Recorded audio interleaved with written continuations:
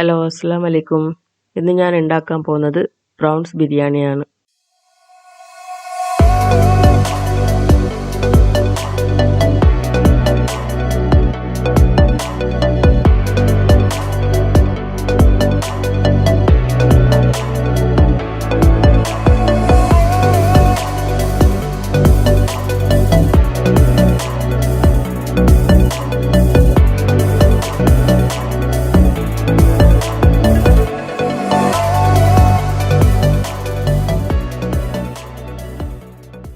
Prawns ബിരിയാണിക്ക് നമുക്ക് ഫസ്റ്റായിട്ട് വേണ്ടത് ക്ലീൻ ചെയ്ത് വെച്ച പ്രോൺസ് ആണ്. പ്രോൺസിലോട്ട് ഞങ്ങൾക്ക് ഫസ്റ്റ് മഞ്ഞൾപ്പൊടി ആഡ് ചെയ്യാം. അതിനുശേഷം ഗരം മസാല, പിന്നീട് മുളക് പൊടിയും ഇട്ട് ആവശ്യത്തിനുള്ള ഇഞ്ചി വെളുത്തുള്ളി പേസ്റ്റും ഉപ്പും ചേർത്ത് നന്നായി മിക്സ് ചെയ്ത് വെക്കുക. അടുത്ത സ്റ്റെപ്പിലോട്ട് പോവാം.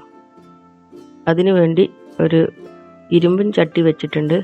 ഇരുമ്പൻ ചട്ടി ചൂടായാൽ അതിലോട്ട് കോക്കനട്ട് ഓയിൽ ഒഴിക്കാം. എന്നിട്ട് നമ്മൾ നേരത്തെ മസാല പുരട്ടി വെച്ച പ്രോൺസ് ഇട്ട് നന്നായി ഫ്രൈ ചെയ്യുക. പ്രോൺസ് കുറച്ച് ഫ്രൈ ആയതിനു ശേഷം അതിലോട്ട് കുറച്ച് കറിവേപ്പിലയും ഇട്ട് ഒന്നുകൂടി വഴറ്റി സെറ്റാക്കാം. പ്രോൺസ് ഇപ്പോൾ റെഡി ആയിട്ടുണ്ട്. നമുക്കതിനെ ഒരു പാത്രത്തിലോട്ട് മാറ്റി വെക്കാം.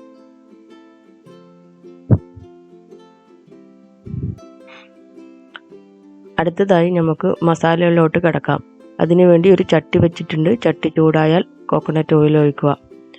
അതിനുശേഷം ആവശ്യത്തിനുള്ള ഒനിയൻ ഇട്ട് നന്നായി വഴറ്റുക. കുറച്ച് ഉപ്പും കൂടി ഇട്ട് മൂടി വെച്ച് കുറച്ച് സമയം വേവിച്ചെടുക്കുക. ഉള്ളി കുറച്ച് ആയതിനു ശേഷം അതിലോട്ട് ഇഞ്ചി വെളുത്തുള്ളി പച്ചമുളക് പേസ്റ്റ് ഇട്ട് നന്നായി വഴറ്റുക. അതിനുശേഷം നമുക്ക് മഞ്ഞൾപ്പൊടി ഇട്ട് മഞ്ഞൾപ്പൊടിയുടെ പച്ചമണം മാറുന്നത് വരെ നന്നായി വഴറ്റി കൊടുക്കുക. ശേഷം അതിലോട്ട് കുറച്ച് കുരുമുളക് പൊടിയും കുറച്ച് മുളക് പൊടിയും കുറച്ച് മല്ലിപ്പൊടിയും ഇട്ട് നന്നായി വഴറ്റാം. മല്ലിപ്പൊടിയുടെ പച്ചമണം മാറുന്നത് വരെ നന്നായി വഴറ്റി കൊടുക്കണം. അതിനുശേഷം നമുക്ക് ആവശ്യത്തിനുള്ള തക്കാളി ഇട്ട് നന്നായി വഴറ്റി കൊടുക്കാം. കുറച്ച് കറിവേപ്പിലയും കൂടി ആഡ് ചെയ്തിട്ടുണ്ട്. അതിനുശേഷം നമുക്ക് ഒരു ഹാഫ് ലെമൺ ജ്യൂസ് ഒഴിച്ച് നന്നായി മിക്സ് ചെയ്ത് അടച്ച് വെച്ച് കുറച്ച് സമയം മസാല വേവിച്ചെടുക്കാം. തക്കാളി നന്നായി ഉടയുന്നത് വരെ നമുക്ക് വേവിച്ചെടുക്കാം.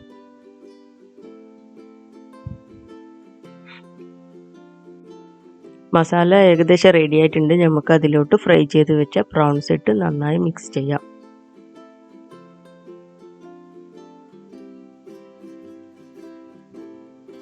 കുറച്ച് സമയം മൂടി വെച്ച് കുറച്ചുകൂടി വേവിച്ച് അതിലോട്ട് നമുക്ക് ഗരം മസാല പൊടിയും കുറച്ച് കൊറിയാണ്ടർ ലീഫും ഇട്ട് നന്നായി മിക്സ് ചെയ്ത് ഒന്നുകൂടി അടച്ചു വെക്കാം.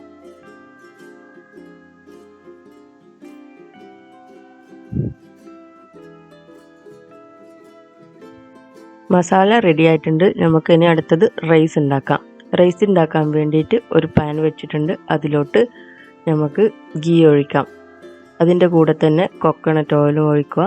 നിങ്ങൾക്ക് ഇഷ്ടമുള്ള ഓയിൽ യൂസ് ചെയ്യാം. ഞാനിവിടെ കോക്കനട്ട് ഓയിലാണ് യൂസ് ചെയ്തിട്ടുള്ളത്. അതിലോട്ട് പട്ട, ഗ്രാമ്പു, ഏലക്ക, ബേ ലീഫ്, കുറച്ച് ഉള്ളിയും ഇട്ട് ഒന്ന് സോട്ട് ചെയ്തെടുക്കാം. ഉള്ളി കുറച്ച് ആയതിനു ശേഷം അതിലോട്ട് നമുക്ക് ആവശ്യത്തിനുള്ള വെള്ളം ഒഴിക്കാം.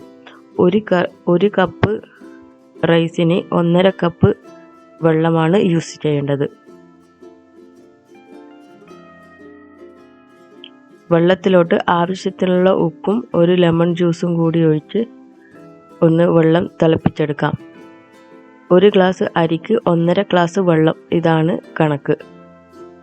വെള്ളം തിളക്കുന്നുണ്ട്. നമുക്ക് അതിലോട്ട് കഴുകി വെച്ച് റൈസ് ഇടാം. റൈസ് ഇട്ടതിന് ശേഷം ഉപ്പ് അഡ്ജസ്റ്റ് ചെയ്ത് നമുക്ക് മൂടി വെച്ച് വേവിക്കാം. ഇപ്പോൾ ചോറ് ഓൾമോസ്റ്റ് റെഡി ആയിട്ടുണ്ട്. നമ്മൾക്കൊന്ന് ഇളക്കി കൊടുക്കാം. അടുത്തതായി നമുക്ക് ദമ്മിലോട്ട് കടക്കാം. ഫസ്റ്റ് ലെയറിൽ മസാല മാത്രം ഇട്ട് കൊടുക്കുക. പ്രോൺസ് ഇടേണ്ട, മസാല മാത്രം ഇട്ട് സെറ്റാക്കി അതിൻ്റെ മുകളിലോട്ട് റൈസ് ഇടുക. പിന്നീട് മസാലയും പ്രോൺസും കൂടി ഇട്ടിട്ട് അതിൻ്റെ മുകളിൽ കുറച്ച് മല്ലിയിലയും കൂടി ഇട്ട് സെറ്റാക്കി അതിൻ്റെ മുകളിൽ റൈസ് ഇടുക. ഈ പ്രോസസ്സ് റൈസ് തീരുന്നത് വരെ ആവർത്തിച്ചുകൊണ്ടേ ഇരിക്കുക. അവസാനമായിട്ട് ഗാർണിഷിന് കുറച്ച് മല്ലിയില ഇട്ട് ഗാർണിഷ് ചെയ്യുക. ഗാർണിഷ് നിങ്ങളുടെ ഇഷ്ടം അനുസരിച്ചിട്ട് ചെയ്യാം. ഞാനിവിടെ മല്ലിയില മാത്രം ഇട്ടിട്ടാണ് ഗാർണിഷ് ചെയ്തിട്ടുള്ളത്. പിന്നെ നമുക്ക് ഇത് 10 മിനിറ്റ് ദമ്മിന് വെക്കാം. ഇപ്പോൾ നമ്മുടെ ബിരിയാണി റെഡി ആയിട്ടുണ്ട്. അത് നമുക്ക് പ്ലേറ്റിലോട്ട് മാറ്റാം.